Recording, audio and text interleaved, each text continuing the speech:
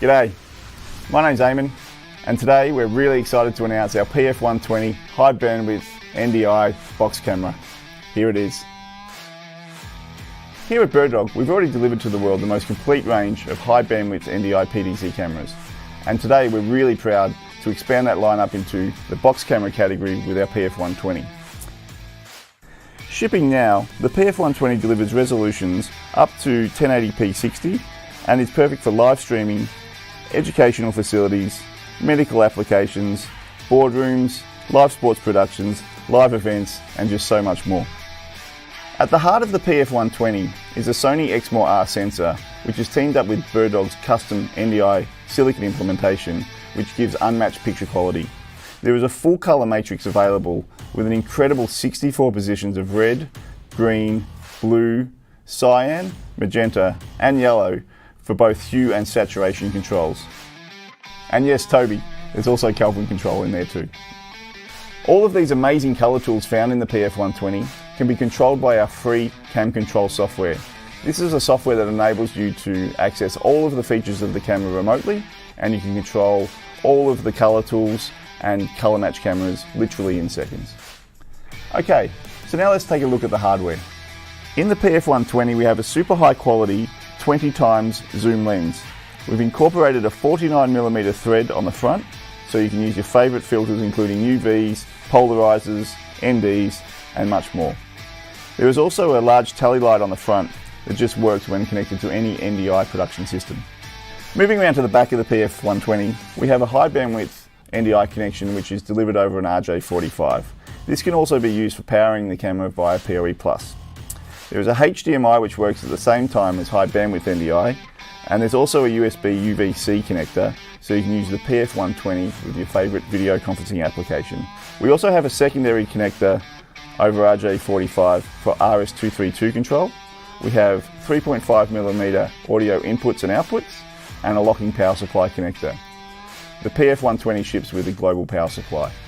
On the bottom of the PF120 are standard tripod mounts including a 1/4" 20 and a 3/8" thread for maximum mounting flexibility.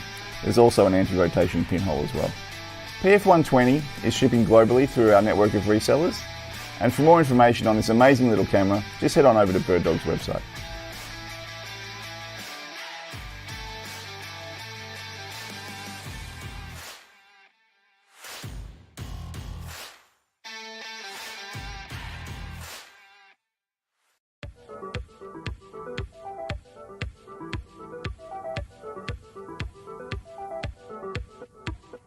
Well, it is that time again, everybody. Hope you are doing well. My name is Bird Dog John, and I am back in action. In those scenarios, it's good to neuralize the cameras. You guys know that best. Very straightforward. Plug it in, go to the web UI, link the source, walk away. You know, like super simple. I keep looking over at the chat, and I keep seeing you are full of it. Tasty, spicy meat snacks. Covered in flavor. I mean, you can't go wrong. So what's going on? We've got a handful of folks here in the chat, and I really appreciate that. What's up, mate? Hey, Warren, how are you? Appreciate it. Hey, Robbie, how's it going, man? You're just talking about you. What's going on, Tom? Ahoy. How is it going? What's going on, Go Web? Good to see you again. Thanks for hanging out with us again today. Appreciate that. Feel like I'm in this video more than anyone but John. It's true, NetApp. You are, I'm going to cut this up and put this in the next intro.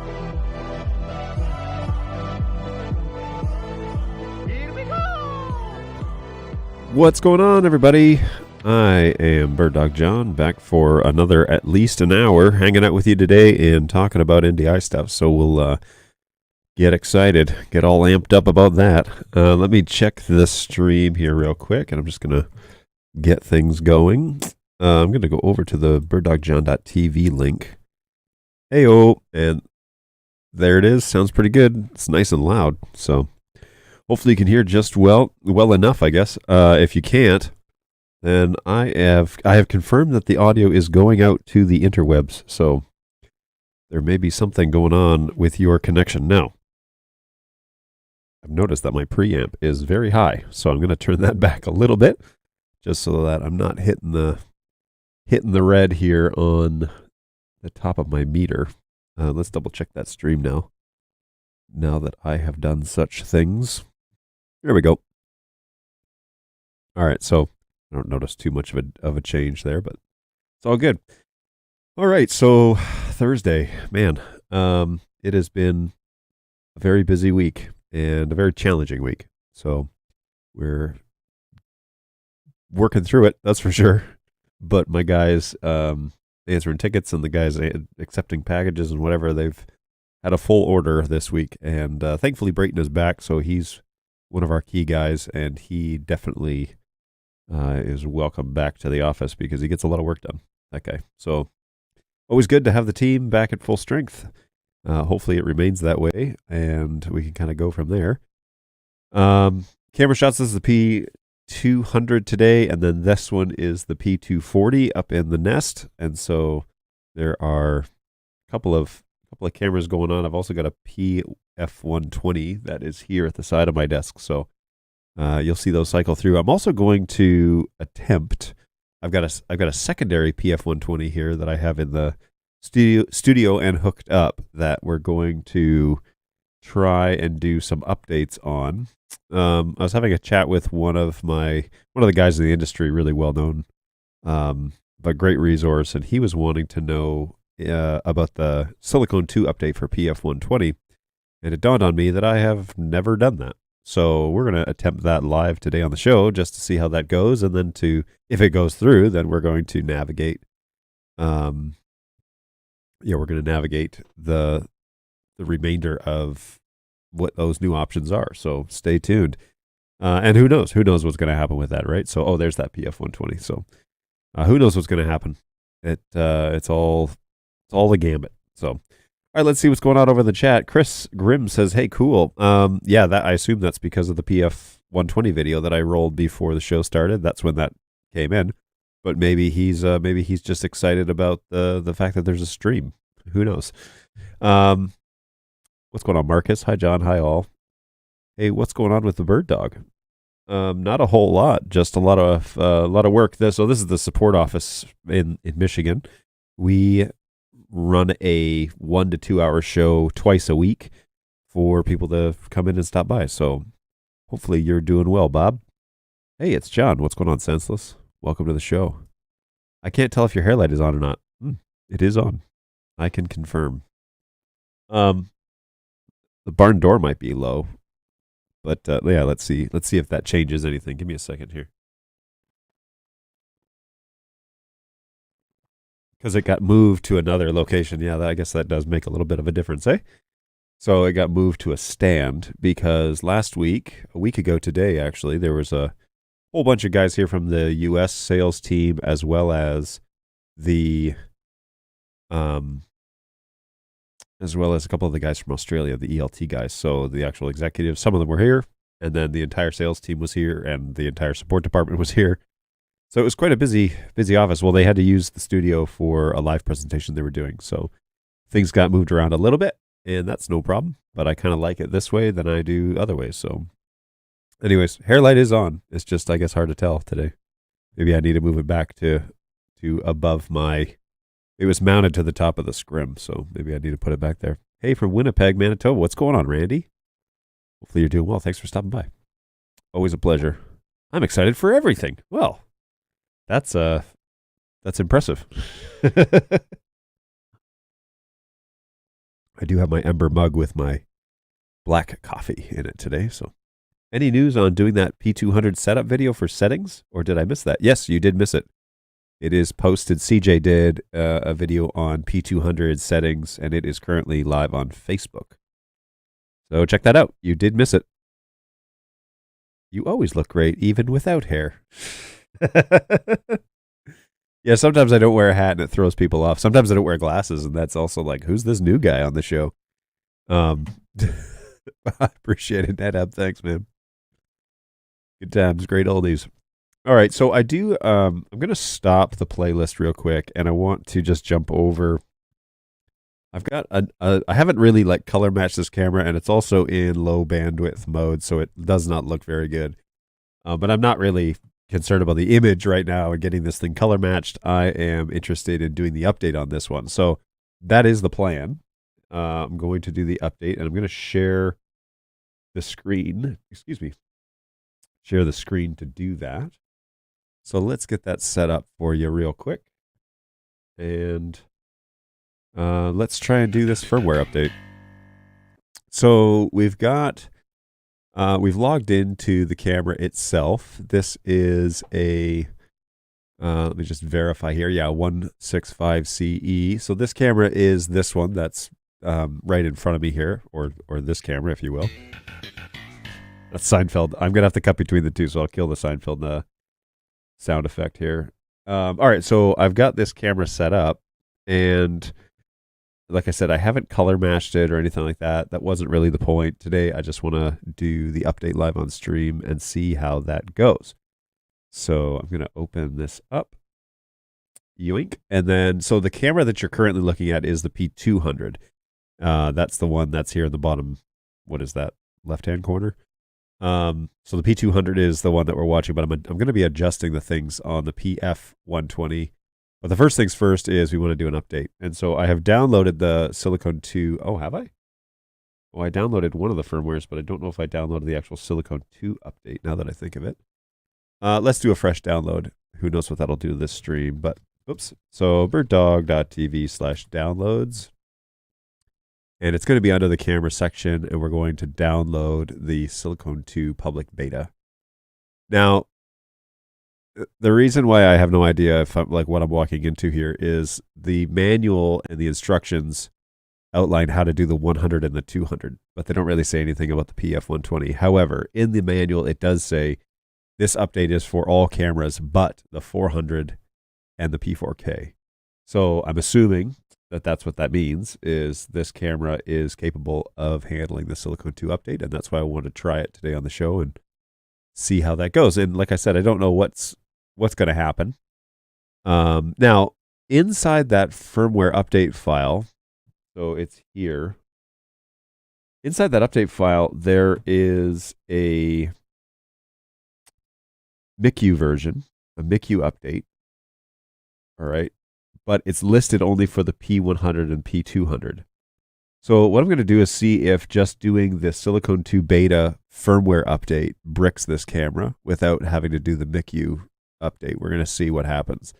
So to get there, we go here, beta, and then we click on the actual firmware update. That loads it into the spot, and then we hit OK. It will upload to the camera. It'll send that little firmware file up, and it's not big at all. It's only 82,000 kilobytes. So there it goes. It's uploading now, extracting onto the camera. That camera has now frozen inside vMix, so it has stopped the processes, the actual NDI encoding processes, and now we're going underway to update. So let's see what that looks like. In the meantime, I'll jump back to the chat while we're waiting for this riveting experience. Oh, just one. Hey, what's going on from Stockholm, Sweden? Hopefully you're doing well. Thanks for coming by. Really appreciate that. Always a pleasure to have you here. Guys, that you guys make, it seems like you make it a priority to come join us at least for a few minutes, and that's very much so appreciated. So, all right, this says something. So let's see what it says. Obviously, it's an error message. I think it says this is not the right firmware for this. So pull this down so I can read it. There's no update script. Update process has failed. Firmware update failed, and your device is now rebooting. After the reboot, you may log back into this browser. All right, so PF120 did come. PF120 did come back, but nothing has changed. So, sounds like there is a baseboard update that needs to happen. So let's give that a go. Now, this is one of the support units, and so if I brick it, it's really not the end of the world. It kind of is, but it isn't. So let's give that a go, because the manual clearly says that only the P400 and P4K are the cameras that the Silicon 2 update doesn't work for. Now, this lens is similar to the one that's in the P100. So that's the firmware I'm going to go with. However, it specifies in the P100 baseboard update, which, look at this, so MICU update P100. See, there are two. So that's not cool. But if we go to the release notes for this, and I'll open this twice because I want you guys to. Oh, whoops. Yeah, for you guys to see this. So the release notes say, due to our internal BirdDog requirements, our firmware releases don't always have sequential numbering. To upgrade your camera, please follow the upgrade instructions for your firmware download folder. But at the very top, it says all cameras except P4K and P400. So I'm going to assume that this is doable. So now I'm going to open up the P100 firmware instructions, which are these guys here. I'm actually going to open them twice so that I can actually... Okay, here we go. This document provides information about the MCU, about updating the cameras for the firmware. It's important to know that overall firmware structure of our cameras, there are two separate locations. The requirement for updating the cameras and the operations of all conditions. Blah, blah, blah, blah, blah. Okay, what you'll need. MICU updates. Does it specify in here? Okay, it doesn't say anything about the PF120, which is a bummer because obviously it says all cameras but the P400. But when you open the download folder, you know, then it doesn't actually include, here's the download folder, it doesn't actually include the MICU. What's going on here? It doesn't actually include the MICU for the PF120. So I can see why that would be uber confusing, and we'll have to sort that out, I think, on the back end so that it's a little more straightforward. There are also other cameras other than the PF, 120 that aren't here. So the P110, P120, and the A200, A300. Those cameras probably all need to be listed in this file format. Yeah, so we probably need to revise this beta that's here, because now what I can do is obviously go into, whoops-a-daisy. I'm not going to touch this just yet, but what I am going to do is I will go into my share drive and see if there's anything there from the engineers about this, because the Silicon 2 update has been long in the process, and so I'm sure that there's probably something I'm missing here that's just not public facing. But let's scroll down. Camera Silicon 2. We have all cameras listed here. We have A200, is that the baseboard? Yeah, that looks like a baseboard. These ones are firmware files. Oh, interesting.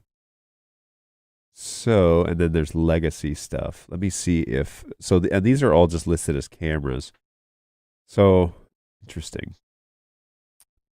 All right, so let me read through some of these engineering notes, which I won't be able to share with you directly, but I'll see if we can figure out if they mention PF120 in this list or not.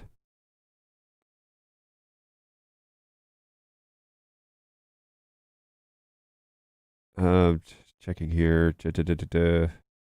All right, I need to look for it, I guess.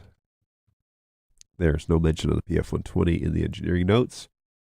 All right, so shots. We'll need to go over to engineering. And let me just see if I can rustle up some feathers on the other side.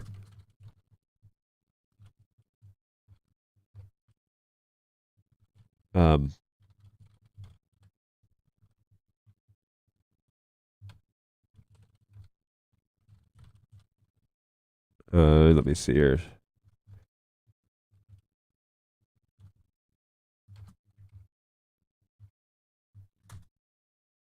Let's see if anybody's awake.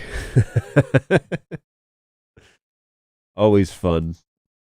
Poke the bear. And this is why I do it live, because I definitely want to make sure that processes that are facing our customers are logical in terms of, yes, it makes sense why they would post it that way. And if they're not, I want to fall into it so that I can figure out how to fix it. The issue is I don't really want to do some sort of MICU update that's for the wrong camera. Whoops. Obviously. Because if I make it think that it's a P100, we all know how that story ends. So I don't want to do that. But I will check and see if I'm missing something Hopefully I am. But yeah, I definitely want to do that. Let me just explore a little bit more from behind the scenes here as to if there's anything else that I can find about Silicon 2 for those other camera lines. Because again, the manual clearly says that the only two it doesn't work for is the 400 and the P4K, which is they're different platforms. So that's why. Hi, Barbara. How are you? Hi from Chicago, she says. Hopefully you're doing well. Thanks for stopping by. Firmware update failed and your device is rebooting. Yes, thank you. Demoing a firmware upgrade live on air is an amazing idea. Could you maybe emphasize best practices we need to keep in mind? What are some of the things that people tend to do wrong? Not waiting long enough, honestly. Especially the latest firmware update is people are used to updating the BirdDog cameras and it does a MICU update. Well, the latest MICU update is actually quite extensive. So going to the latest one, and that's what latest update means, I guess. So going to the latest one, people don't leave the USB drive in long enough and they reboot the camera while it's halfway through the second portion of the update. So it's a little bit challenging to explain that, but you definitely need to wait long enough for the update to work. And it's if not, then you're going to brick the camera and we're going to lose the web UI and it'll be really difficult to get back in. We'll probably have to reflash the camera here in the office. You can't do that really remotely very well. So that is one thing that people unfortunately do, and it's not their fault necessarily. It's not really BirdDog's fault either, but it's just a symptom that people pull the drive quick or they reboot the camera. They don't realize it's still going through an update. So yeah, jumping the gun on that. Putting the wrong firmware on a device. Now we have found a bug in the keyboard where you can put the wrong firmware on the keyboard. A little strange that happens because the keyboard baseboard is called keyboard. So I don't know how, if you're reading the manual, I don't know how you miss it, but maybe people don't read the manual, I guess. But it is called keyboard.bin, so it's hard to mistake that for another one. However, I guess I understand it because all of our other products are called HD20.bin. So maybe you're just thinking HD20.bin, that's got to be it, because that's every BirdDog product. And I get it. We really probably, I had advocated in the past that we should change the naming convention, but evidently it's out of our control. So unfortunately, that's not something that BirdDog is going to be able to change unless, it would be a major change. So it's a shame that we haven't been able to fix that, but it is reality, unfortunately. So I've had a bunch of people that have had power outages during the update, and networking best practices is always have your switches on a battery backup. That's just number one, because pulling the power or like having an unplanned brownout or whatever is just going to do damage to electronics. And so always have your network properly backed up on at least something that can allow you to turn it off correctly or something. But don't, people that are doing updates and all of a sudden the building power goes out and now you've got 3 cameras that were mid-process that are all bricked. I have seen that happen before, more than twice. It's more common than you actually think it is. So definitely doing that. Making sure that you have redundant power while the update's going on, because again, if you interrupt the update, you're done, and the camera's probably done. So, story time with John, reading out engineering notes and putting us all to sleep. Yep, that's the low grovelly voice reading through engineering notes. It's exciting stuff. When a resistor and capacitor love each other very much, they pass current and make an integrated circuit. Senseless John, can you also respond to that question about best practices? Wait, Senseless? I think Senseless could answer that question. Biggest thing is to double check every single step along the way and verify that everything has gone through. Too often people assume that things have gone through, and then that causes problems when things fail for any reason. Secondly, do one camera at a time. Don't try and upgrade an entire fleet all at once, just in case that there is an issue that crops up. Having one troubled camera is far more preferred than having a fleet of troubled cameras. That is the truth. We get that all the time. Senseless gets that all the time, where people will come to us and say, I put the same file on 3 flash drives and I stuck them all in the cameras and did 3 boot ups and now nothing's talking. Come to find out they didn't format it correctly, or they used the wrong bin file and now the keyboard thinks it's a P100. I'm not kidding. That happens all the time. We're fixing that internally, but seriously, guys, check, and read the manual. That will go a long way in terms of making sure that things don't go sideways. And to Senseless's point, go methodically through it. Make sure that you're updating. One day we will get to the place where it's a single firmware update. Hopefully, any product that we produce from here on in will not do USB stuff. I mean, that we have been harping on that for multiple years now, that is anti-customer friendly. And so you can guarantee that we have been singing that tune for quite a while, and hopefully anything that we produce, even future firmwares, will avoid the need to do that. Unfortunately, the reality is that you have to do it at some point to unlock features that are on the Gen 1 cameras and stuff. And so that's why the USB thing, the MICUs have to be updated old school like that, especially the 200s and the 100s. So we're trying to do away with it. We don't want to do that anymore. We want to simplify the update process and make sure that that is a rare reason for the camera to have any sort of issue. But yeah, we definitely are well aware.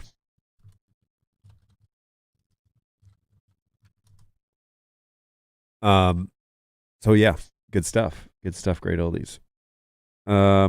I've used a couple of P200s for a couple of years. I didn't upgrade once. It didn't go so well, so we rolled it back and left it alone. So I'm not very familiar with the upgrade process. So, the new features that are enabled on the firmware are very helpful, and they give you a lot of flexibility when it comes to what the cameras can do. Now, I'm running the latest firmware here on the P200, on the PF120, and on the 240 that's up in the Roost, which is the one that's live right now. And they all work great. They're in good functioning order. However, it took us a little while, and I run support for a living, and so I'm quite confident in the way that I know how to do things. When you're a customer and you're just kind of going through the weeds as is, then it's kind of I understand that it can be a little bit more daunting. So that's, I get it. Part of the reason why we're all pushing to simplify the update process, because updating your camera you should not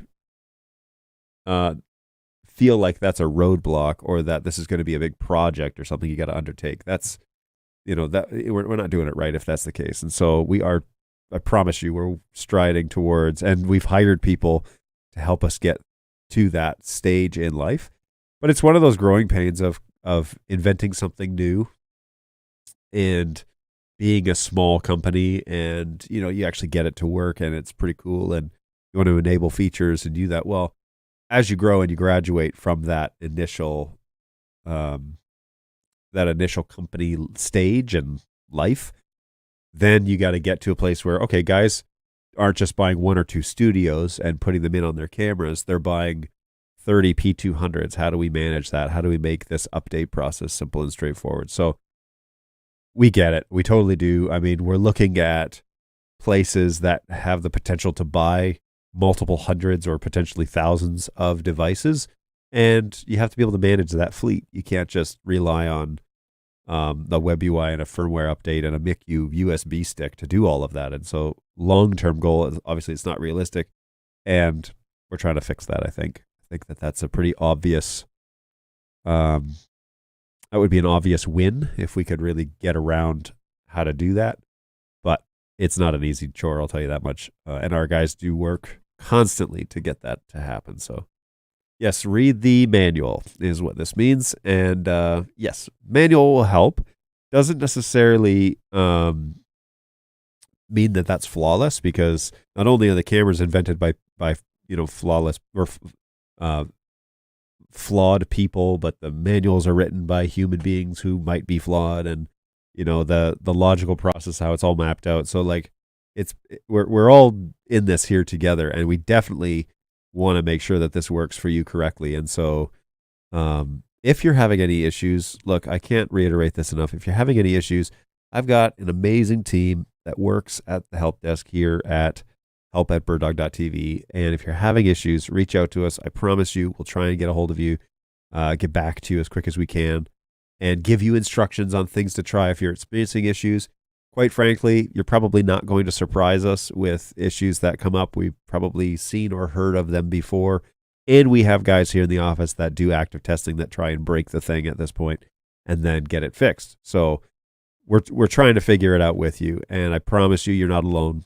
Reach out to us at help@birddog.tv and we can help get you sorted. So, yeah, those guys. Or if you'd rather, you can join me here twice a week from 11 to 12 or after on Tuesday, Thursdays, and we can try and walk you through that process. So seriously, my team out in the lobby, they're great, and they do a lot of hard work, and they talk to a lot of people every day about things going on. There's also a pre-sales team over at hello@birddog.tv, and they'll help you actuate your dreams of, here's what I want to do. What do you guys recommend?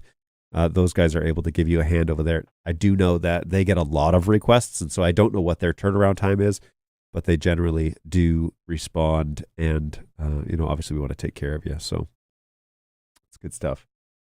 Let me just look over here. I don't know if I.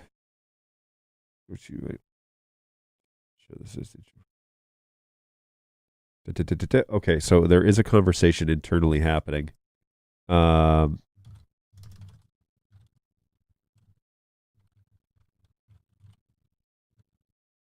right. So let me just send this over here and get them up to speed as to what I'm seeing. We're building a new church and school, 75,000 square foot building. I'm looking at putting more cameras into more rooms and running them from our production room. Cool. Using separate physical networks with all 4250 switches. Ooh, I like the sound of that. 4250s are obviously just the ones that currently support the NDI 5 profile, and they've gone out of their way to be the flagship. I have heard rumors that there is another brand that is now an AV switch that they're claiming to also do NDI correctly. So I don't know which brand it is. I've just heard there's another one out there, and I'm waiting to kind of hear back. What is it? Can I get one? Can I see it? So I don't know, and we shall see what the outcome of that is. It would be great if there's a little competition, because competition makes you sharper, right? So that's all good. But we're very interested to know what brand of switch that is. Now, I love me some 4250s. You guys know that, because they do everything I've asked for, and they do it fairly straightforward, and I've created how-to videos. There is a larger conversation about AV, over IP, and what the expectation is inside the industry for like integrators and installers and managing things and all that stuff. So we have heard feedback, fairly direct, that if something like a DHCP server was going to be required, that people are not interested in using NDI. And that's a very interesting claim, because I don't know why you wouldn't want to optimize your network for the best possible outcomes, but the request has basically been like, no, really what I want is I want to roll up, set everything to static, plug it into a dumb switch, and everything work at high speed. I don't know if that's possible, honestly. I don't know if that's like a realistic expectation, but that is kind of what we're hearing back. Now, you can easily refute that by saying like, well, 2110 is not that way. Like it's not that easy. It's actually quite a complex network requirement. And so if we're comparing NDI to 2110, obviously there's like an easy out there. It's saying like, well, the other standard that's out there is a very heavy network requirement. So the fact that you would say, no, I don't want to have to do anything, is kind of like, okay, well, you're not really serious about the NDI, video over IP conversation. But taking it the other way is saying, no, the way we want to sell the systems, and the way that we, as far as we can take it, or as far as we can invest in ourselves, is to understand how to set up things on a static network and mostly unmanaged and really no intelligence. And you guys need to write the protocol so that it can function successfully in that environment. Now, I know that a lot of the testing that goes on with BirdDog products are done on static networks, but those static networks do not exist in a vacuum for weeks and months on end.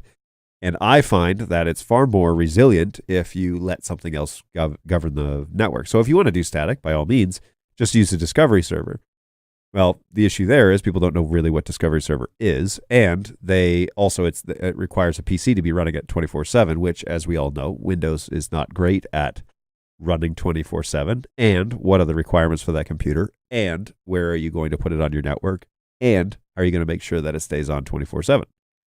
So it's like another added element is, okay, I want to do static. I don't want to touch the network, but now I've got to maintain this Windows 10, Windows 11 machine. So what do you do about that? How do you answer that question? And it's a great question, because it definitely plays into the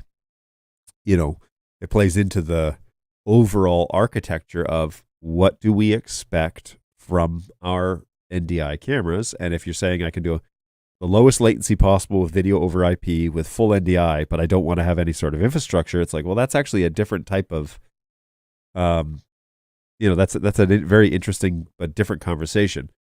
It totally makes sense, though, why we got to where we are. And the reason I think we got there is because when NDI first launched, and you guys know this, I've said this ad nauseum, when it first launched, there wasn't really any conversation about network, because we had in our minds, compared to 2110, you basically don't need anything. Like, there's no need to have anything on your network. But as the protocol has evolved, and as we went to NDI 3, and then 4, and then 4.5, and now 5, and now 5.5, as the protocol evolved, it got more sophisticated. And honestly, we learned that trafficking packets is not as simple as flipping a switch and turning it on. And so, you need to probably have something to manage it. Well, then we get this chorus of people saying, look, if you're going to require that, we can't install this. We can't manage a DHCP server. And in the same breath, they say, and we're not going to install the discovery server. Like, we don't have time to manage a Windows computer and sell them a Windows license and make sure that it's up to date, and make sure that if there's a power outage, it comes back on, or their whole NDI network is out of luck, and make sure that all the IP addresses are, it just goes on and on and on. It's like, well, it sounds to me that there's customization on both sides of this conversation, but one of them is assumed that it's less maintenance than the other. And from a support standpoint, I would say the DHCP with DHCP reservation list is a no-brainer, because if the power goes out and everything comes back up when the power is restored, all the things come back. But in a static network, if there's a power failure, they all come back, but some things probably won't. Like the static, for example, static settings inside of a Windows computer.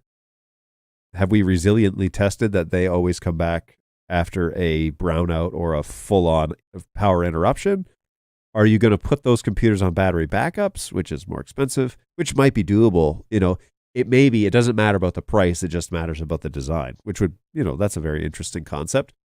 I don't normally come from places that is the conversation. It's normally always about money.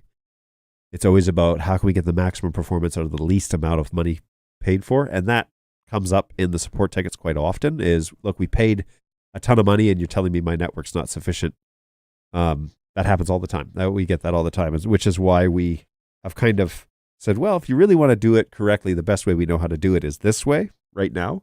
Doesn't mean that won't change, but the best way we know to do that is like this. And so there's this greater conversation happening inside of the NDI world about how do we talk about networks so that we get consistent results, but that it's not overcomplicated. Because I will agree that my network guidelines that I've formulated over the process of 3 years of basically having to come up with it myself, they're not super simple. I mean, that you have to kind of know something about networking in order for that to work, in order to get it set up correctly.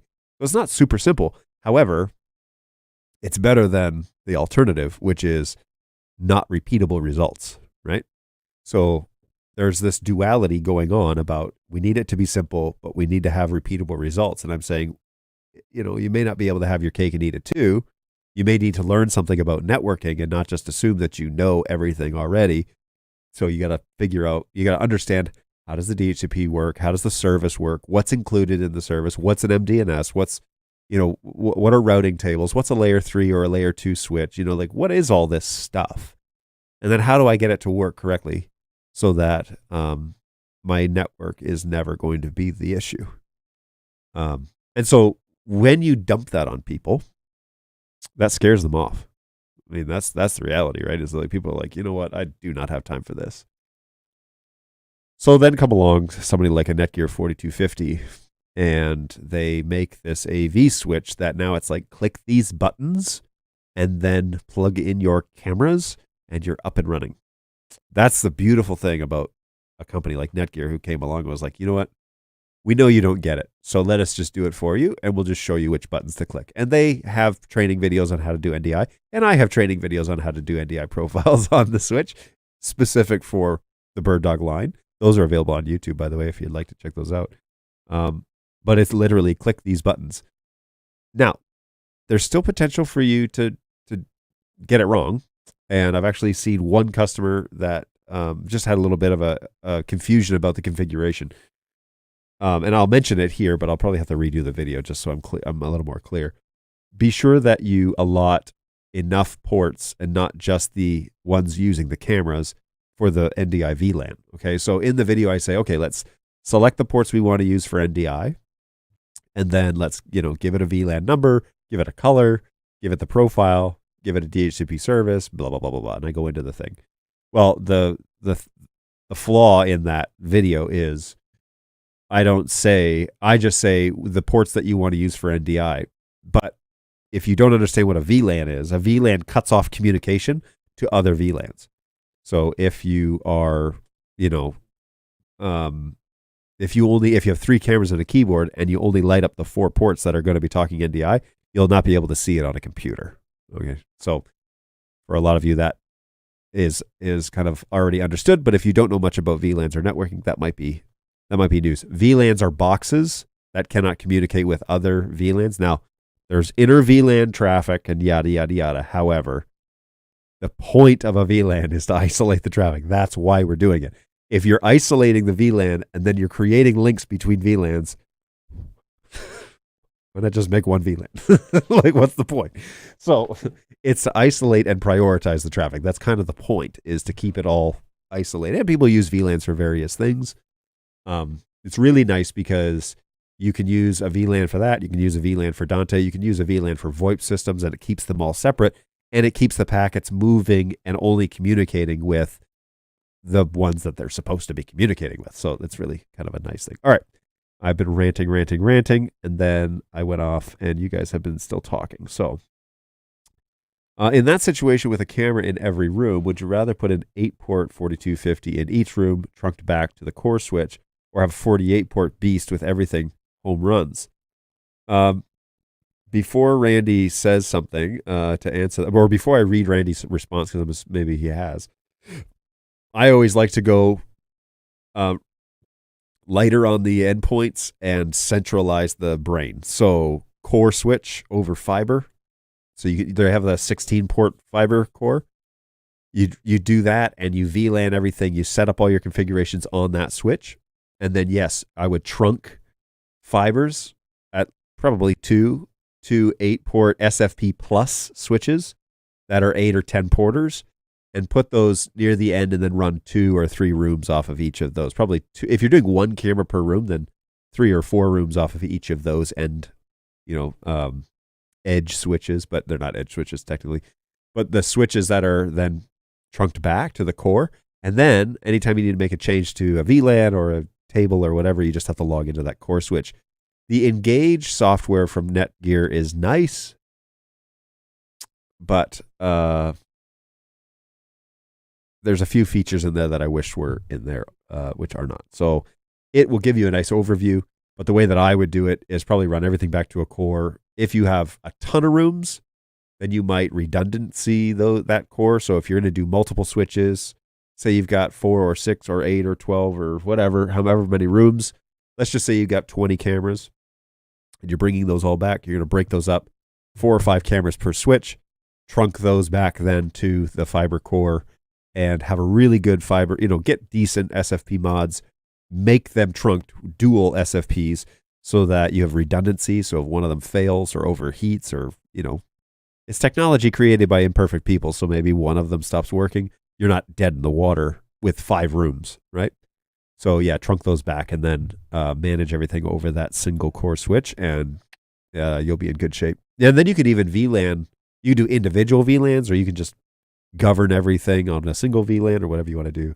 But it's a beautiful design. I don't prefer the big honkin' 48 port ones because it's just too much to manage. So, and also I want more brain power on to govern the network. So if you buy a whole bunch of, not a whole bunch, but like if you're gonna do 20, let's get 4 switches and a core, and you put the switches out near the rooms, bring them all back over fiber. Well, each of those switches all have like processors and memory in them.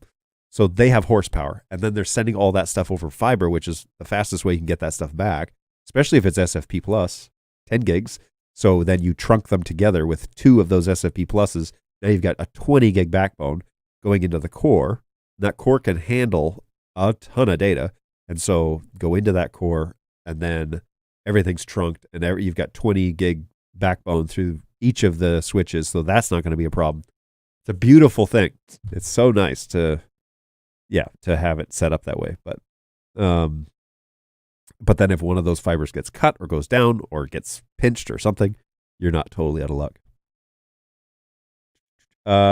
Doesn't make bad sense on a good day. Can you please explain Discovery Server and why it's needed on static networks? Yes, I will star that and come back to that when I get through the chat. Are the Flex 4K ins and outs due to receive an NDI 5.5 update anytime soon? They are expected to receive an NDI 5 update. I just don't know when. I wish I could tell you, but I just don't know when. There are several things happening at the same time, we'll say. And so, yes, all the converters are supposed to go to NDI 5. That was the latest I had heard long ago. And that was posted on Facebook. And so that's public knowledge. But I just don't know the timeline. So anytime soon, I don't know, man. I wish I could be more precise for you, Jonathan, but I just can't. So I'm glad to hear that you mentioned DHCP with reservations. This is my favorite way to go. Really don't like static IPs because it's such a pain when changing subnets, dude. Just brings me such joy to read comments like that. I'll tell you this, it's a big no-no in the sales world. You know, these big installations, you mentioned DHCP and they don't even want to talk to you, but it is so much nicer to manage. You could give somebody like 30 minutes of training, like network training, you make their lives so much easier than static because there's just so much crap that can go wrong with a static network. Stream idea, invite Netgear Pro AV onto a demo their Engage software for managing the fleet of 4250s. Yeah, I should have John Hinkle back on this show. He and I did a podcast last April at NAB, and then I haven't spoken to him since, but he should definitely come back because it would be great to have a chat with him again, just to see him again, too. He's a really good guy. Why not see this as a business opportunity? Build a BirdDog Flex DHCP and Discovery Server box. Ooh, that's a good idea. I like it. Interesting. Greetings from India. What's going on? Shyam Gupta, how are you? Sorry if I said your name wrong. Welcome. Welcome to the show. Thanks for checking in on LinkedIn. What's going on, GoWeb? Hopefully you're doing well. 2 people from India or the same guy from India? Is GoWeb, are you checking in 2 places, or do we have 2 guys from that neck of the woods checking in on the show at the same time? Uh-oh, I bought 8 smaller 4250 switches instead of a couple of big ones. Oops. But they will home run over fiber, though. That's pretty much exactly what I just said, right? I did make sure that to get SFP pluses on all the switches, though. Boom. There you go. Any plans to show working demonstration of Silicon 2? So, funny you should say that, GoWeb, because at the beginning of the show, I tried to do a PF120 update to Silicon 2, and it failed. So, I have reached out to the engineering guys to see what the deal is, because the instructions say that it can't be done on a 400 or a P4K, but I don't see any way to do it on a PF120 as of today, so I'm finding out in real time, I hope, what the deal is. So we can kind of go from there. I don't see anybody actively jumping in to continue the conversations. I don't know if I'll have an answer by the end of the show, but hopefully next week I'll definitely have an answer. I do have a camera in here that's running Silicon 2. I don't know if it's in my office though. I don't know if it's in the studio. It's in the office, but I think it's on a computer. A camera that's over on the test bench. What's going on, Jeremy? Hopefully you're doing well. Thanks for stopping by. Glad to be here from DC. Oh, wow. You out on a job right now, are you? That's pretty exciting. Good morning from New York City. Hey, what's going on, Transmission? Welcome back, man. Thank you, sir, for jumping back on. I don't know if this is coming across on the stream or not. I am like, my head is very foggy, and I'm a little nervous I'm coming down with something, but my head is just not clear today. So really sorry if that rant about about networking and everything that we just went through, if it made no sense at all. Hopefully somebody gained something helpful out of it. So no, I just claim DC as my home at times. Oh, there you go. Okay. Living out of DC at this point, eh? Cool stuff. I've had kind of a strange week because I was in Nashville on the weekend, and I was over there visiting some friends, doing some stuff, and I landed on Monday morning back here, drove to the office, and basically just started working. So I didn't really have like that typical recovery weekend that I normally do. Now this weekend I will be at home, but my wife is out of town, and so that is going to be a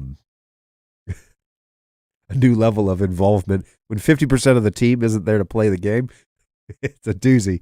So my kids are great. They're really well behaved. They're not like it's not a trouble at all, but it is being the only parent is a doozy. So shout out to all you only parents out there. It is a trip. I'm actually looking forward to it because I think I'll try and do something fun with them that it's just something special because it's just the three of us for a couple of days. So my wife is going out of town. She'll be back on Sunday. But that I may be groggy-eyed on Tuesday as well. May not have recovered. Bear with me, folks. Doing what I can. It's all good. Just keep ranting. No, I'm sorry. I just claimed my home at times. Hey, morning, John. Just joining from my early morning class. So sorry if it's already been asked. My IT department has a preference for me to use a bigger switch. Let's say 24-port switch instead of 3 8-port switches. What say you? That's probably from a management perspective, honestly, and I don't blame them. A 24-port switch is okay. Here's my pushback with that, and it's not that, like, if it's a Cisco brand, it'd probably be fine. Okay, Cisco have the brain power, especially the price they charge. They have the brain power to handle it. It's not a huge deal. But I just always think spreading the workload out, many hands make light work, right? So spread the workload out, bring it all back in over a high-speed protocol like a SFP plus fiber, 10 gigs at least, if not better. Bring it all back to a centralized core and let that core handle all of the delegation of things. I ran this configuration in April at NAB where I had multiple VLANs coming back. So every desk at the Bird Dog booth, if you were there, was running a different VLAN. But each of those switches were not operating as layer 3. They're operating as layer 2. So they would all send their information back, and the core switch would send out the DHCP layer 3 information, issuing IP addresses and managing the tables and all that. It worked beautifully. Matter of fact, when we had an issue with one of our cameras that was kind of wigging out, it was a demo unit, I could prove that it wasn't the network. And it was beautiful. It was so nice to have that level of detail available. Now, if the IT department says, look, this 24-port Cisco, it's going to work just fine. It's a 9300 or whatever. Yeah, you know what? It's probably true. Does it have enough power budget? Does it have enough horsepower? These are questions that really your IT department can help you answer. I won't say something specific as to don't do this or do this, but I will say I prefer to just spread out the workload over multiples. And then if that 24-port switch goes down, all your sources are messed up. So you can handle issues that come up, especially hardware issues. Again, products that are made by imperfect people. Things are going to happen, and power outages are going to happen, and brownouts are going to happen, and circuit boards are going to fry when there's no reason for them to. Things are going to happen. Life is that way. So having it spread out over multiple places helps you create redundancy and helps you create some stability, but it is a little bit more expensive. So, but again, if your IT department says, we can only do one 24-port switch. We can't do 3/8. You can't have it unless you do 24. And it's like, well, that's a no-brainer then. We got to figure out what to do with the 24. But just make sure it has the ability and the horsepower to handle it, because that would really be that's the deciding factor at the end of the day. I just like having multiple switches, and also it's fun to have toys. So, who's cutting off the left side of that camera shot? Who's cutting off the left hand? Oh, maybe it's a box. I might be zoomed in a little, or zoomed out some. Let me see here. It's not a person. I'm the only one in here. At least I hope it's not a person, because I don't know of anybody else that's in this room. I promise you, I think I'm the only one in here. But yeah, that is a box. So let's just, I do have it actually zoomed out a little bit. So there we go. That's a little better. Sorry. My studio is not as glamorous as everybody thinks it is. It's one black script and some colored lights. And actually I have one really nice key light and one really nice hair light. And then some box, some soft box lights to provide some other things. But these LEDs make a big difference, these colors. So, oh, I'm sorry, you said what? What's cutting off the left-hand side? I read who. It's a box that's over there. We do have, all right, here's a little behind-the-scenes trivia for you. John's studio is mostly a storage unit. Where we bring cameras to be returned to the manufacturer. And so won't tell you what we call it, but it's not flattering. And we have storage shelves in here. And so we've got boxes, and then we've got cameras and stuff over behind that PF120 shot that I show, this one. Right behind that camera, there are shelves with units that are waiting to go back to the manufacturer. So, and it's a high shot off to your left. You're talking about the 240 shot? Let's see here. Is it this one that you're talking about? That? Oh, I see. Yeah, there's a softbox right here. So this is a light that it goes like this, I guess. But yeah, there's a light there. The problem is if I zoom in on this shot anymore, then it's pretty much the PF120 shot. So it's kind of like, I'd rather step back and you guys see. I guess I could lower it, I could. Let's play around with the shot just a little bit. I'm going to turn off the playlist because I don't want it to change. So this is the P240, and I could just do this. The issue I find is that it looks a lot like the PF120 shot, which happens to be this one. So the difference between these two is pretty similar, but whatever. Yes, it is a softbox though. And I should really move it over now because I don't have the expectation of other people coming in here, but it's just kind of like actually, you know what? And I like to let's do this a little bit. I like to put the PF120 in this shot because got cute little blinking lights on it. There, see? I'd like to have that shot, but it's kind of like a working shot, like a behind the scenes type of thing. I don't know if that makes any sense to you or not, but you gotta spruce it up here a little bit. Do some variety. Have you ever done a behind the scenes of your studio? No, because actually I have. It would take about 3 minutes.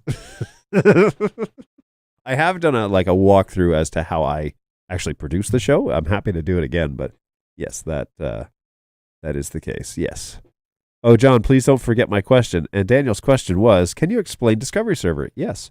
I actually have a video about Discovery Server, how to set it up, why you would use it, why you want it on static networks. But let's talk about this. This is a great question. So static networks are one way of setting up your network. However, we find that with NDI, eventually the broadcasts kind of stop because, well, I don't know why actually. That might be a question for engineering. But anyways, the broadcasts when you set your camera to static, they kind of stop talking. Now, there are a few ways to force it. For example, if you open Studio Monitor, when you first open Studio Monitor, it asks everybody that is an NDI source, hey, who are you?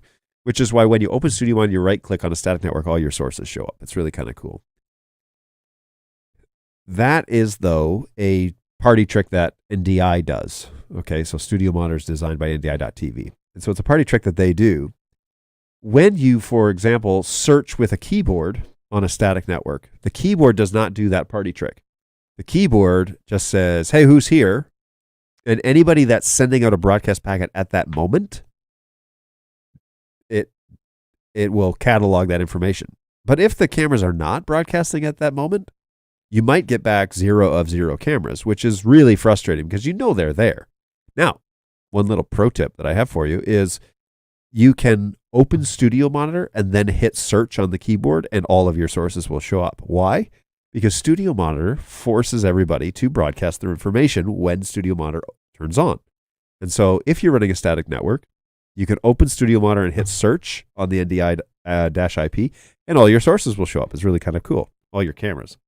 It's a cool little workaround. However, it's not really a solution. It's a Band-Aid.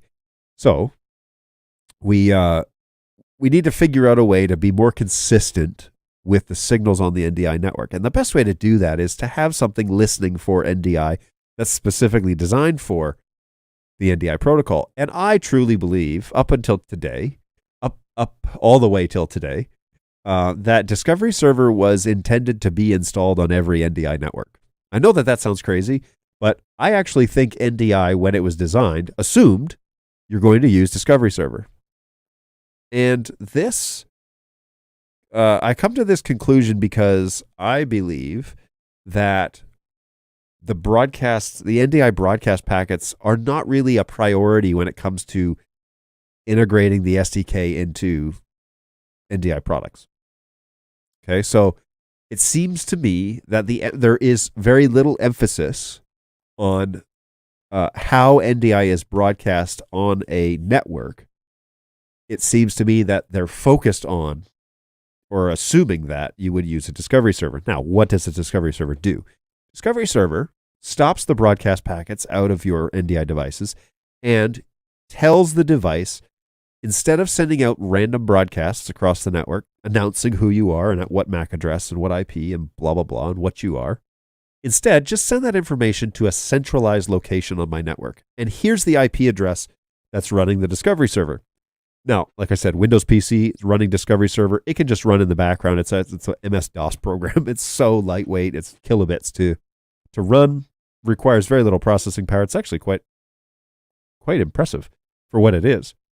But what it does is when you then set your computer to a static IP address and turn on Discovery Server, then go into your BirdDog device and say, I have a Discovery Server, turn it on, and put in the IP information for that computer. Then hit apply and restart the NDI chip. Watch Discovery Server, and you should see, if it's a camera, you should see on the list appear one source or an additional source, added one source. And the latest NDI 5 version of Discovery Server will list the name of the camera, the local name of the camera, which means that the camera is now cataloged as an active source, not a passive source, an active source on the network. And the way you can test this is unplug the camera. And if you unplug the camera, Discovery Server will say one source removed or one source removed. I think it's removed. I can't remember. One source removed. And that means that Discovery Server is checking to make sure that that device is on your network. So the problem we have with static networks is that devices seem to disappear and they stop broadcasting over long periods of time. And full disclosure, usually when you design a product, you don't test things for months on end. You test them for maybe 5 or 6 days, maybe a week or 2, but then you publish it because you have to keep going. You have to keep the process going. You don't really have time to test it for 3 or 4 months before you launch it. So what we have found out is after several weeks, the broadcasts are very inconsistent across the NDI protocol. And so Discovery Server, if it's running an active, actually gathers that data on its own. And then you can point keyboards or decoders or whatever to Discovery Server, and they will get a complete list of everybody that's on the network. So now we don't really need brains on the network to pass the packets through routing tables and have an active MDNS and all that stuff. Now, Discovery Server takes care of all of that. And we've seen great results. The catch is that you have to run a Windows computer at all times to do it. So now the conversation comes back to, well, how can we fix that? Like if static is a requirement, then how do we get Discovery Server in a way that doesn't require the Windows computer? And so that's where we're at. I mean, that's the end of that conversation, honestly. But it's an active conversation that we're having throughout BirdDog. So I don't know what the plan will be. I have no idea what, I've heard of hopes and dreams, but nothing that's actual concrete. So I'm not going to say any of those. But that's kind of what Discovery Server does, is it becomes the brains to traffic the data across the network. And it keeps a live running tally of who is who on the network, especially on a static. Now you can run it on a DHCP network too. And it does. The other cool thing about Discovery Server, I should maybe mention this, is that it frees up processing power on your network because the broadcast packets are no longer going out. And they go out at regular intervals, but just not constantly. There's a reason for that too, by the way. With NDI, I think it was 2.7 or something like that, they were broadcasting constantly, and we were getting packet flooding. Packet flooding on a network is essentially too much coming out of one source, and then we plug in like 30 cameras, and then it just floods the network, and the whole network goes down to a standstill. So they changed it to be like a randomized algorithm inside the code. This is from somebody I used to know over at NewTek. So they were getting packet flooding, and so they changed it. And then their larger installations, they were recommending Discovery Server, and no wonder, because it stops all of the packet broadcasts and just sends it to the one. So really cool, really great idea. Cleans up your network, provides more processing power, especially if you have a weak, infrastructure. Discovery Server might be a way to speed things up, at least until you're able to buy a better switch. So there you go. So Daniel, I hope that it was somewhat helpful. Have you tested sending SRT with Silicon 2? No, I haven't, because I haven't done much testing with Silicon 2. I was going to set it up on a PF120, but I ran into issues, so I'm waiting to hear back from engineering on that. PF120 shot used to have part of your chat monitor in it. Yeah, and it has moved. That camera actually was used this weekend, and so it came back. And now I actually like it a little better. I feel like it looks a little more appropriate. I mean, most of the shot is the microphone, because this thing is humongous, by the way. But I like that shot. It's a good one. It's a good shot. Hey, thanks for explaining that Discovery Server. I helped with a school that was on the other brand named NDI camera. He who must not be named. That stay on all the time. Over time, they lag. Would DS help with this? Yeah, potentially. Potentially, because not only would Discovery Server help organize who's who, but also Discovery Server would clean up the packets being sent around the network. So yeah, potentially, Jeremy. Is there an optional workaround for older NDI gear which does not have the option in the web UI to set up a Discovery Server? Or is it either or? Older gear as in what? Because I think all of the BirdDog stuff runs Discovery Server. So there shouldn't be anything outstanding there. As soon as you switch to Discovery Server, there are no more MDNS informations on 5353 processed. I won't say that. I don't know that for sure.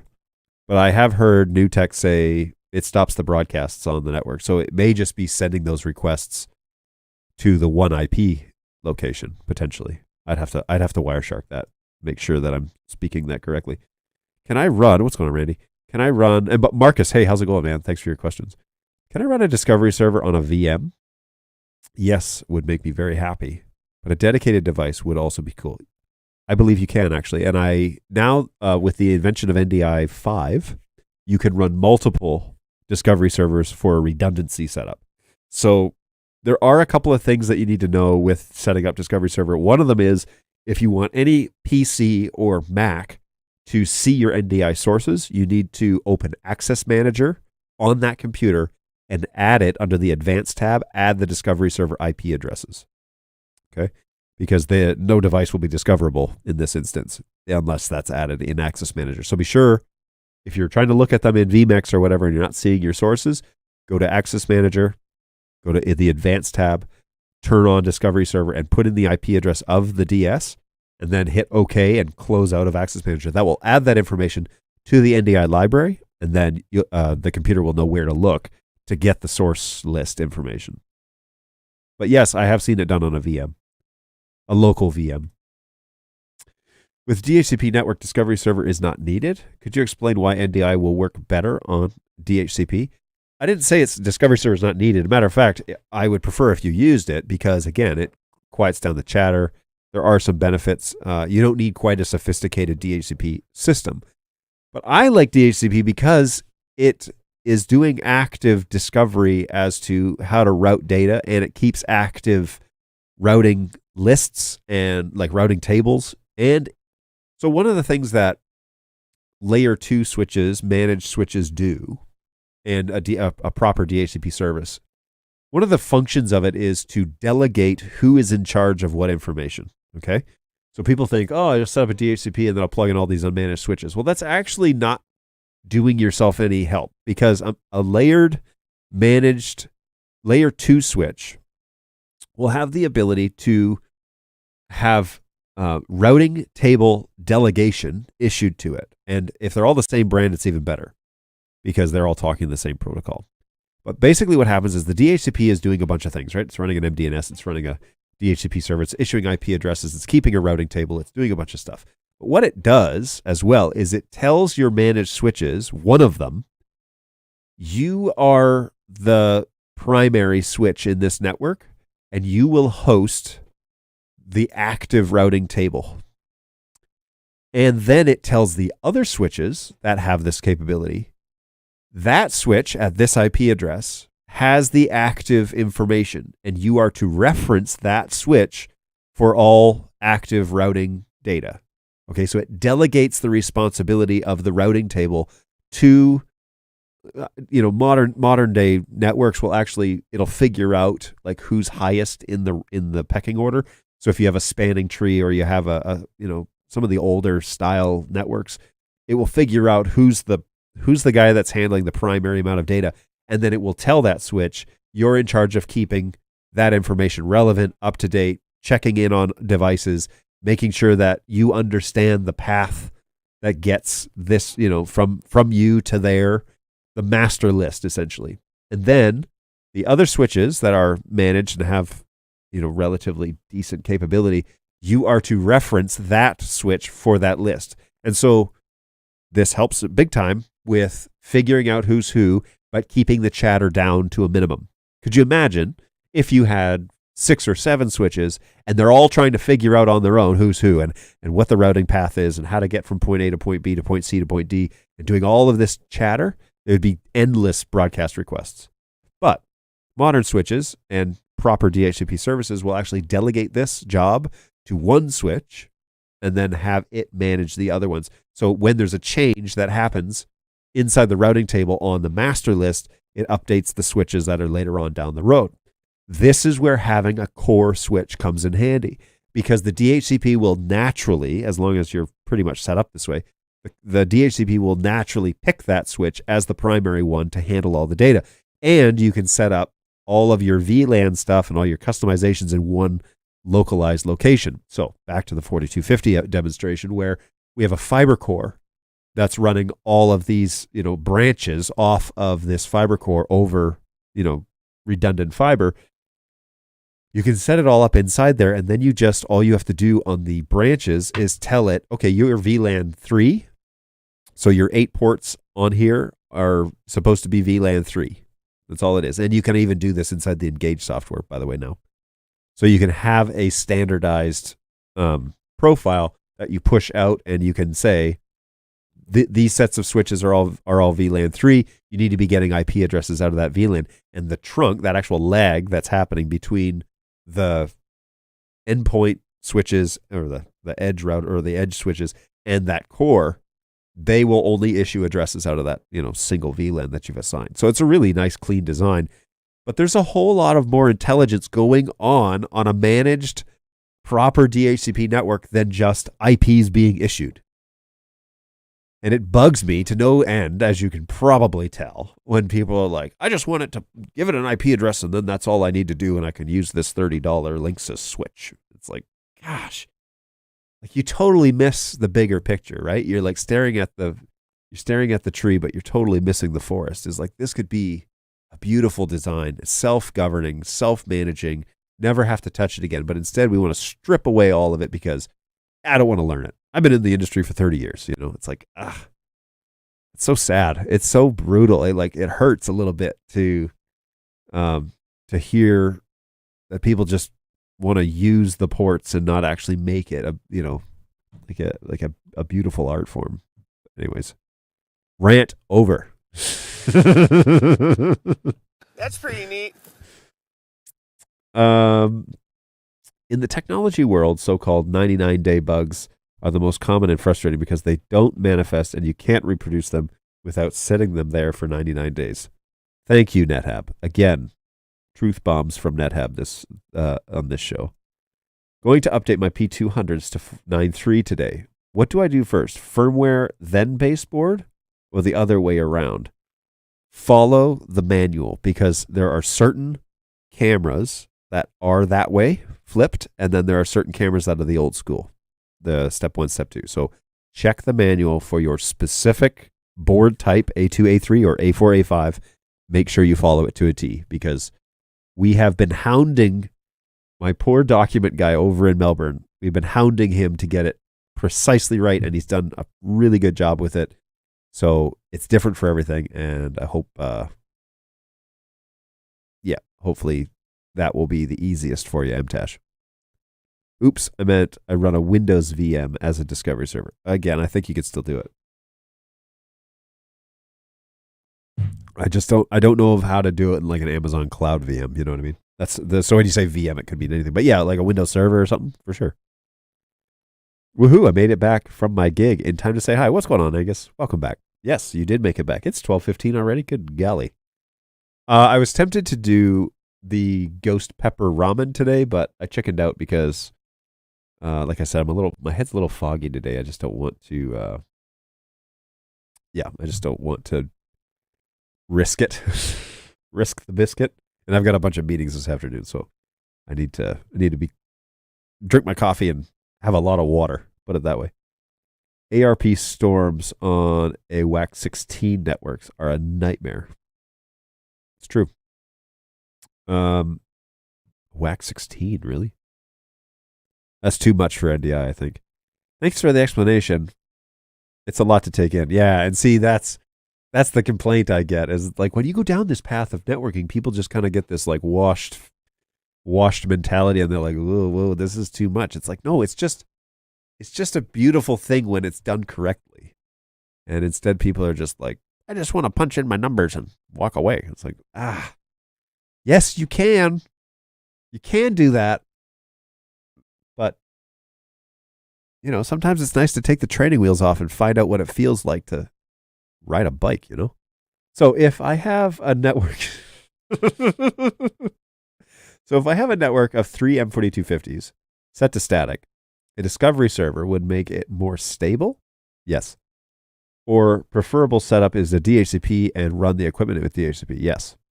So I have videos on how to set up the DHCP on the BirdDog YouTube page.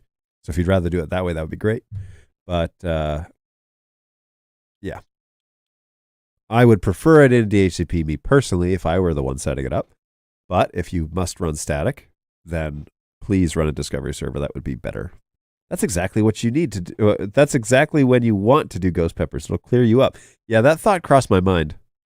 Maybe it'll clear my sinuses and get it all up and running. But I ran my DS on a Windows server. No random Windows update reboots. Yeah, turn all the updates off. You just want it to sit there and run, right? What happens if the Discovery server goes missing in action during a show? As long as no new devices are needed. Any impact?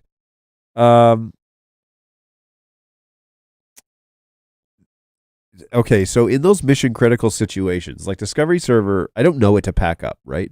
I know Windows to pack up, which is why I'm kind of like about Windows.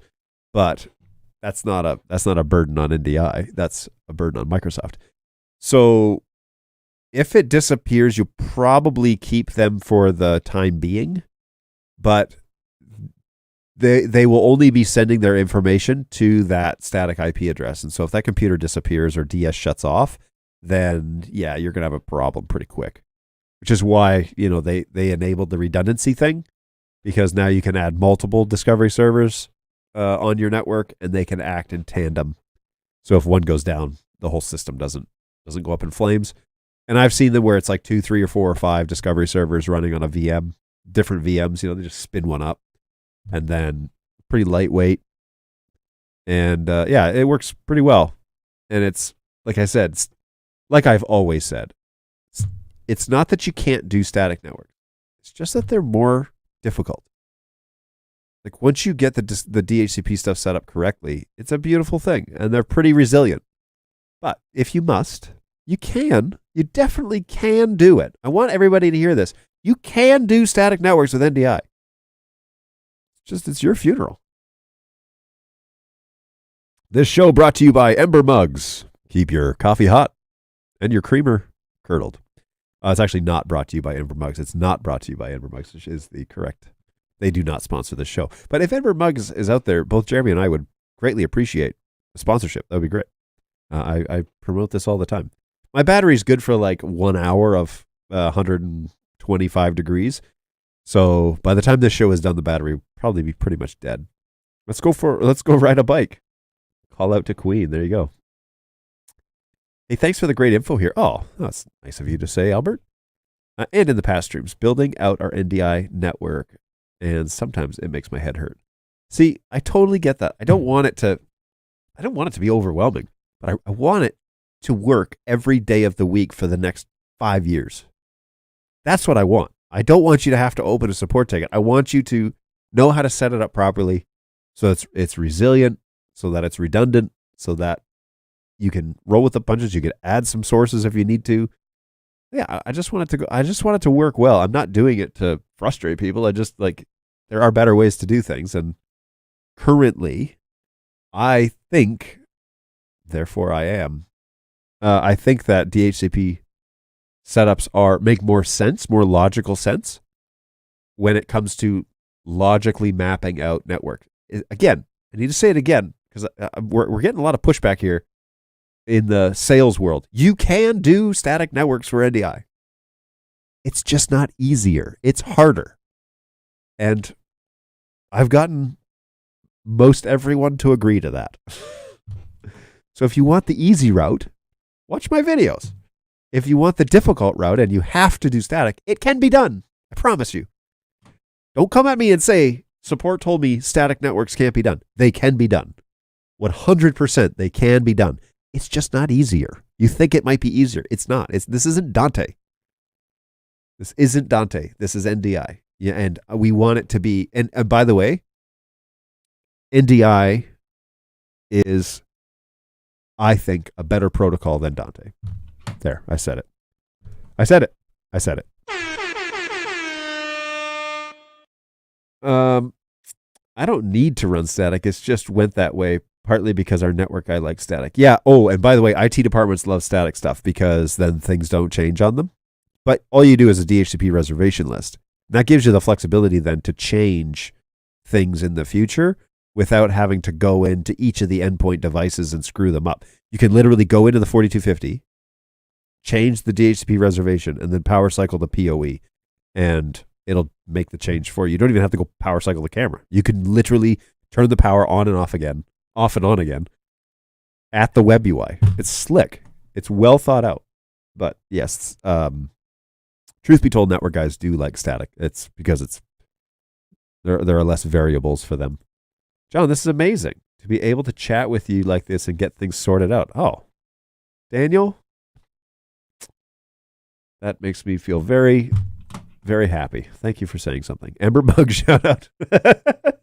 Jeremy and I. We're Ember Mug boys, that's for sure. I ordered one. That's almost a Bird Dog play. You ordered one what? Sorry, I've been chatting like crazy and have forgotten what I was talking about. So if you run a discovery, what's going on, Josh? So if you run a discovery server and a DHCP server, Does that help or hinder? It helps because it stops the broadcast traffic, which means your network no longer has to process those packets, which means that especially on weaker networks like Unify or something like that, you can alleviate the processing needs of the network by setting up a discovery server, but still running it in DHCP. It just gives you an extra, I don't know, it loosens up the bottleneck a lot. Whoa, John, big words. Shots fired.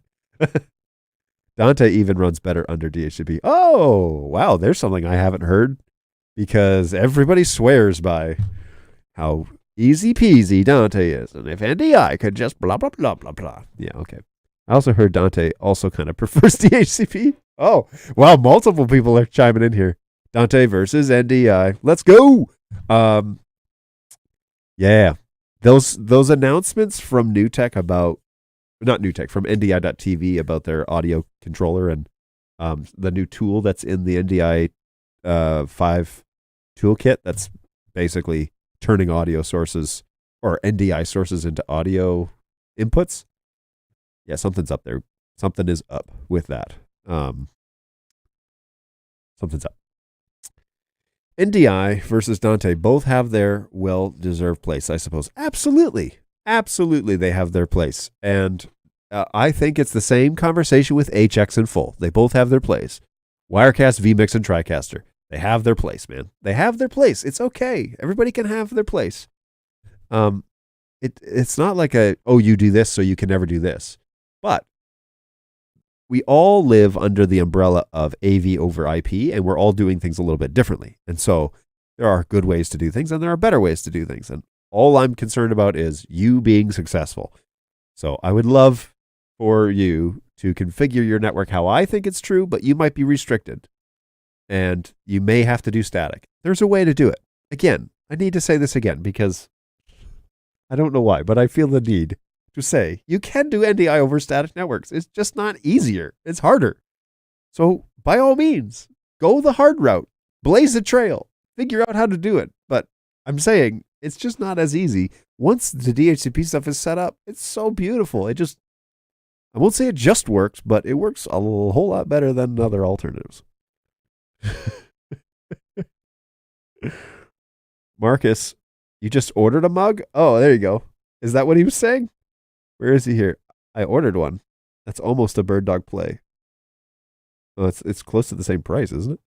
John, we need an Ember affiliate code on here. It's true. Oh, it's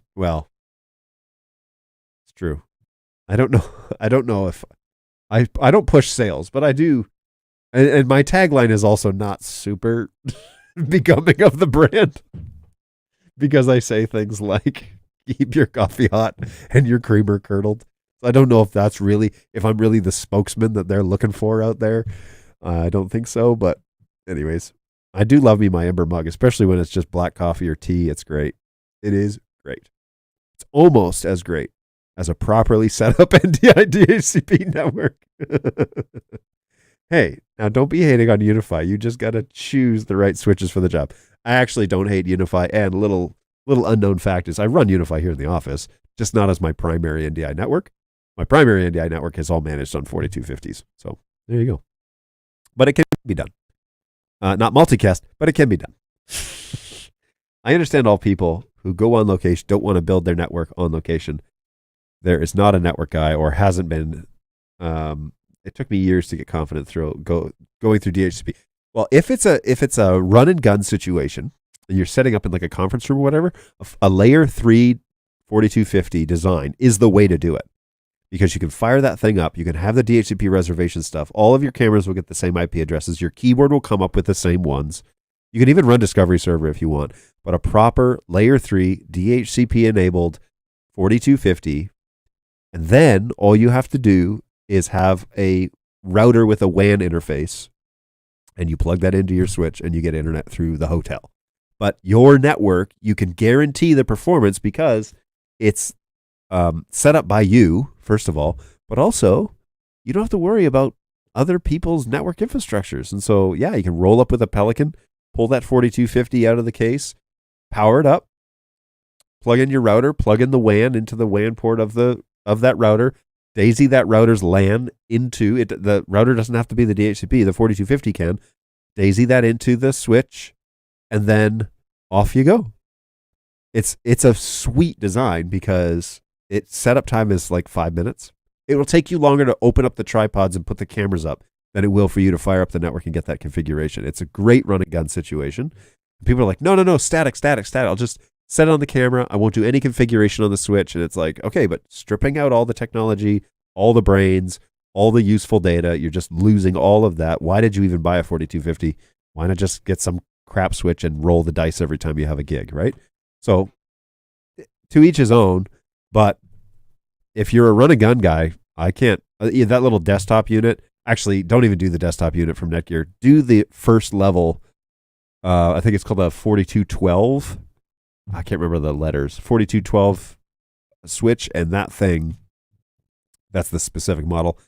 That thing will run your gig all day. So good. Good stuff. I would love to have NDI headphones. Oh. Fascinating.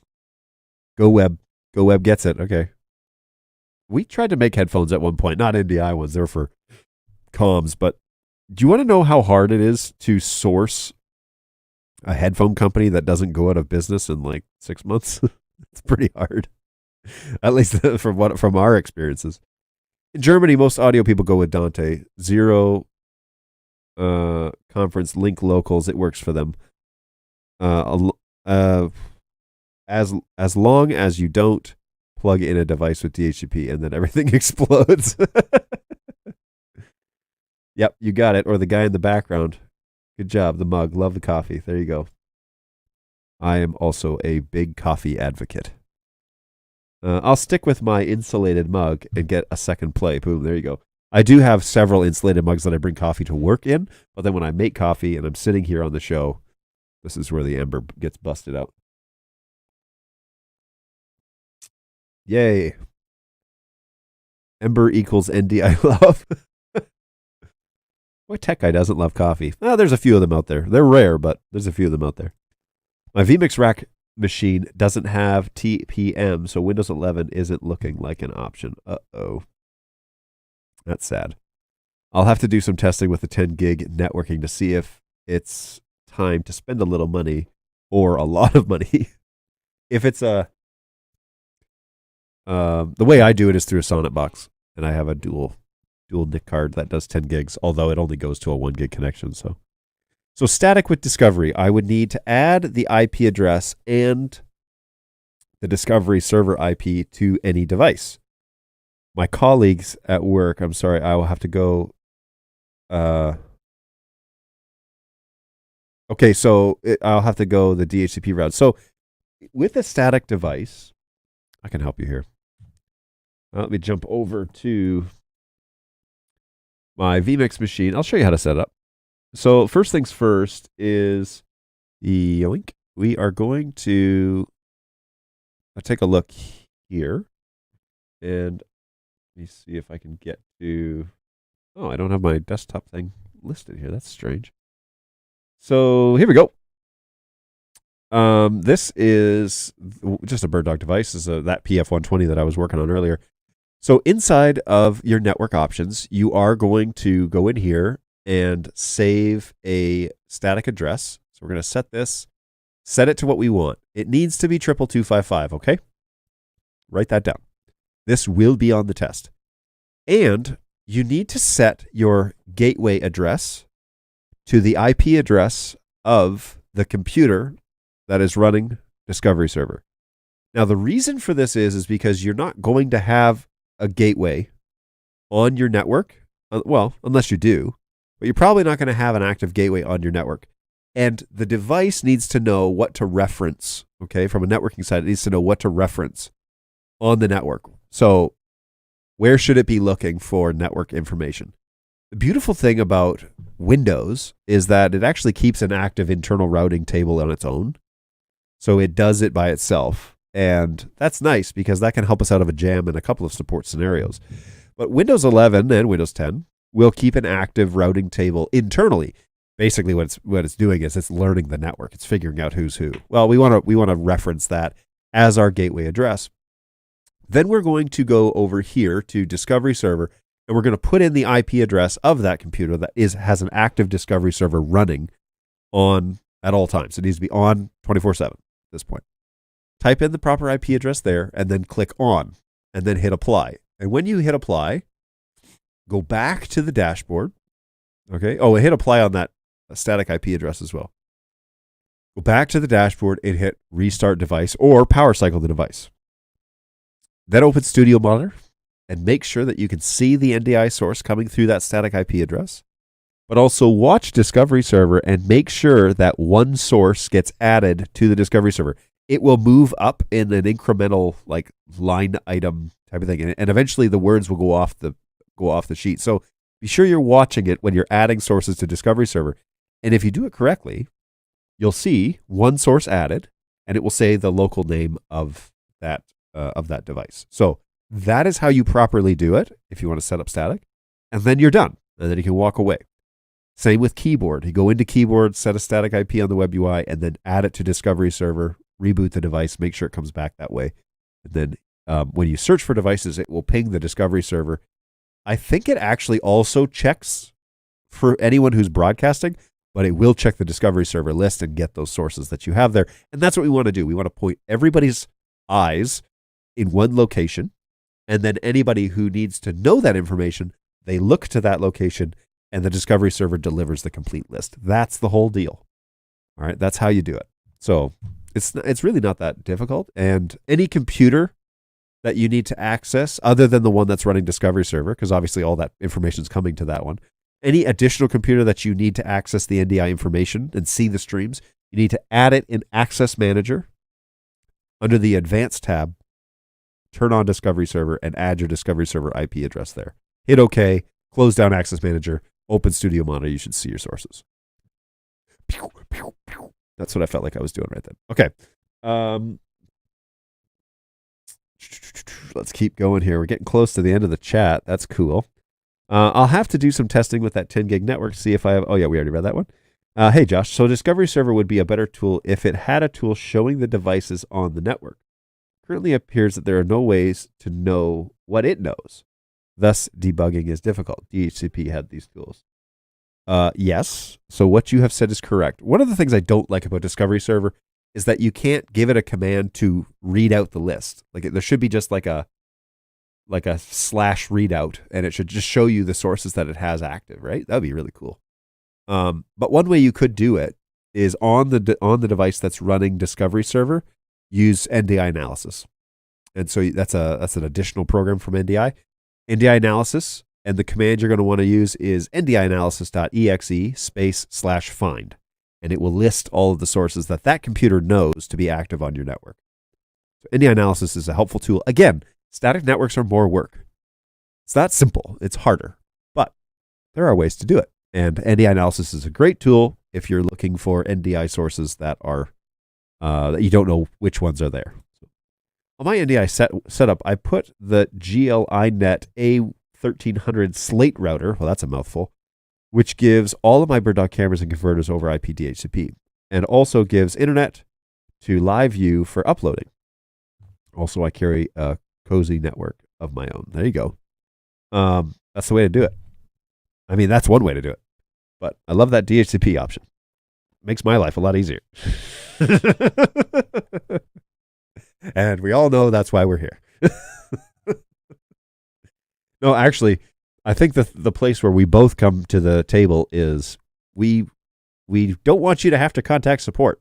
I don't want you to have to contact support, and you don't want to have to contact support. So how do I do this so that I don't have to do that? Well, let's talk about your network. And it's so funny because people will come to us for advice about their networks and then get really upset when we tell them advice about their network. It's very strange. It's a very weird world to work in. Because you get a lot of guys that are pretty convinced that they have it figured out. And then you're like, well, there's actually other ways to do it, and there are better ways to do it. And they think, that's not what I know. That's not. It's like, could somebody else possibly know something you don't? I hope so, because That's what I get out of this show, is you guys telling me stuff that I'm clueless about. So I benefit from this all the time. And if I'm the only one learning anything, well, mission accomplished, I think. I learned that Ember mugs are a thing on this show, and that, and I also learned through this show that if you add creamer to your Ember mug, it will curdle the creamer. Maybe not curdle it, but give it a definite nice film that goes across the top of it. So, creamer film. That's what everybody wants. Oh, good times, everybody. I had no idea how this one was going to go, because my head was all over the place in terms of headspace and understanding. We've just got lots of requests and things going on, so a little bit concerned about today's show, but you guys have made it a blast. So thank you so much for doing that. And I'm really sorry that I couldn't update that PF120. I am getting a few reports back now from sales that they are also experiencing this issue. So I will get an answer for you. And when I do have an answer, I'll let you know what the solution is. We'll find out. I do have a meeting with engineers tonight. And so maybe we'll find out more tonight, and I'll be able to provide a little bit more information on that situation. All right. Well, creamer film. Delicious. That's what you came here for. Do not forget, folks, if you have a question between now and next Tuesday, my team are the best in the biz as far as I'm concerned. I've looked at other NDI manufacturers in this world and seen the level of support that they give. They cannot hold a candle to my team. And I promise you, if you email us at help@birddog.tv, we will get it in the hands of somebody who can help. And so sometimes pre-sales questions come in and we send them over there. Sometimes pre-sales get support questions. They give them to us. But we have a good relationship with those guys. And if we don't know the answer, we'll get you in touch with somebody that can. Hit us up at help@birddog.tv. It will open a ticket. You should get an auto response. If you do it correctly, you should get an auto response from the system saying, here's your ticket number. Here's some additional information that could really be useful if you have a second. And read through that document, because it'll tell when the office is open, when we're closed, all that good stuff. So, if you have a question between now and next Tuesday's show, which is at 11 o'clock Eastern time here in the U.S., and you need to work on something, feel free to email us at help@birddog.tv. Again, it'll open a ticket, and one of my delightful agents will be in touch with you about your question. So good times there. The pre-sales questions could go over to hello@birddog.tv. So if you haven't purchased something, or you're thinking about workflow questions or whatever, there's a whole team of guys over there that could really help you out, and feel free to email them at hello. But like always, 11 to 12 at least here today. It's already 12:40. I can't believe that. Here we spend at least an hour hanging out together, talking, doing some real-time chat and what have you. And so questions about network, questions about updates, questions about picture settings, and about camera options, and about differences between products and offerings and all that sort of good stuff. I take it all as much as I can and try and give you tangible answers. But my promise is to you, all right, is that if I don't know, I'm not going to pretend like I do. If I don't know, I'm going to try and find out. And if I can't find out, I'm going to ask people until I do, and then I'll let you know the next time through. So today, I didn't know if the PF120 could do the Silicon 2 update. I currently don't see a way forward, but the documentation does claim that it can be done. So I'm sure I'm missing something. I'll go to the engineering meeting and find out, and get back to you as to how to do it. And then we'll explore that option on a future show. So yes, be sure that you come and hang out with us. Synchronize your watches for Tuesday, Thursdays at 11 to 12 Eastern time here in the U.S. And we will definitely have another chance to chat together. Okay, let me jump into the chat, see what else is going on here. If you can continue this firmware upgrade and calendar and network chat later, I will be for sure tuning in. It's pretty much the primary thing that I talk about. So by all means, if I'm not talking about it on a future show, feel free to bring it up, and I'm sure I will go down that road once again with you. Silicon 2 demo on Tuesday? Potentially. I could do it on the P200. It's my primary camera, so I kind of like just let sleeping dogs lie. But I have lots of cameras in this studio that I could probably run it on. And I know I've got one, a P200 out there that has it. So I think that that's a reasonable expectation, and maybe I'll set up the show to talk about Silicon 2 on Tuesday, and that way it'll force me to have an agenda. So So what's the price internal if the sales guys are sending out live and hand you on the...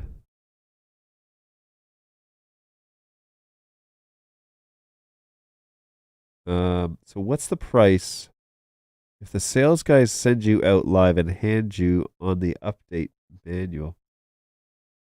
I'm not following here. Sorry. Kudos for the handling. There has to be penance for the back office, beer, chocolate treats. Yeah.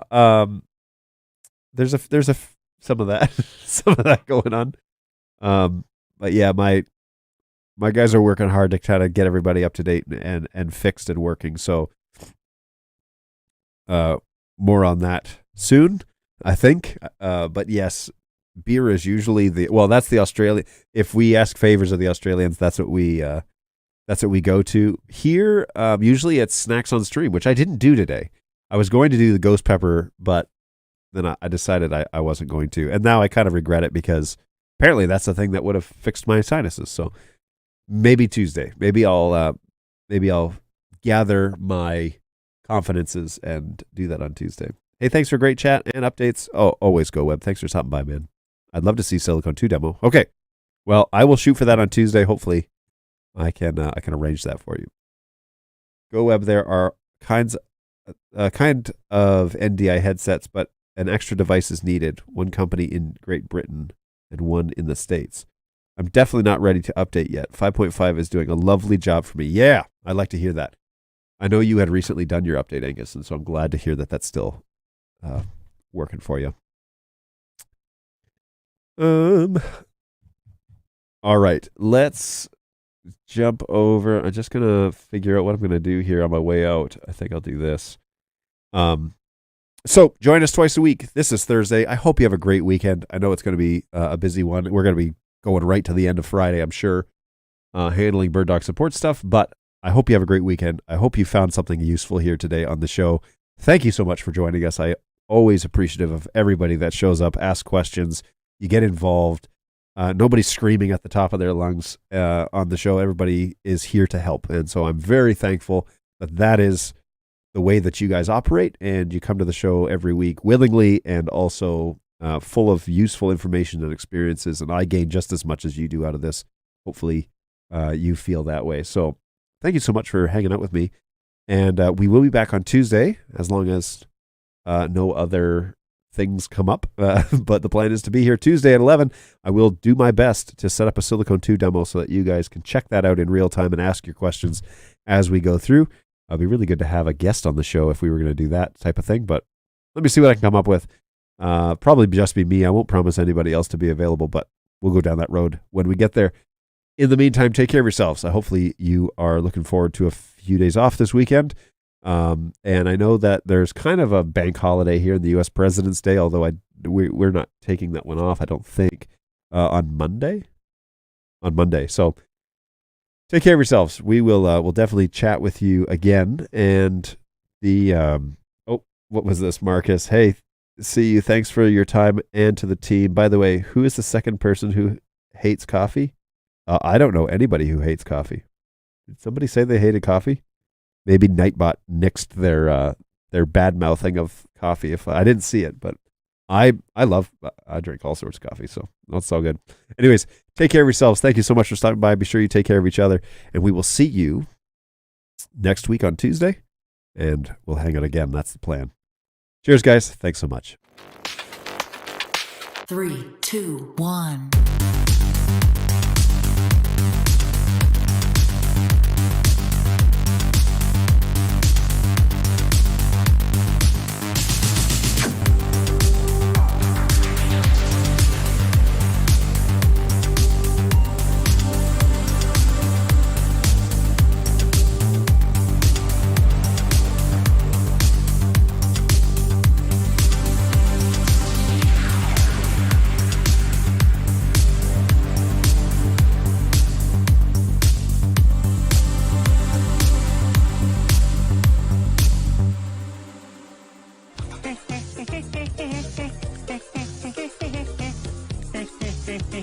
And then